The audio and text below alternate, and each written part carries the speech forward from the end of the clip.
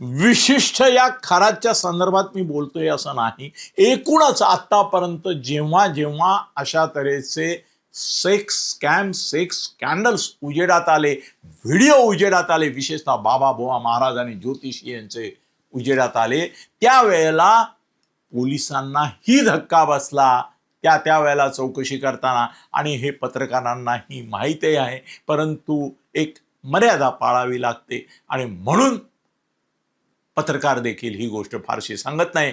पण बहुसंख्य व्हिडिओमध्ये बहुसंख्य महिला, स्त्रिया, त्यांना मी दुर्दैवीच म्हणतो, त्यांना शोषण, अन्याय त्यांच्यावर झाला, अत्याचार असंच म्हणतो, तरी देखील त्यांचा त्या व्हिडिओमध्ये विलिंगनेस, कॉपरेशन, सहकार्य, सहयोग दिसतो. याचं कारण त्या त्यांच्या घरात पिडलेल्या असतात, घरात पिडतात म्हणून दारात जातात आणि बाहेर रस्त्यावर येतात आणि यांना बळी पडतात. हा खरा सिद्धांत आहे.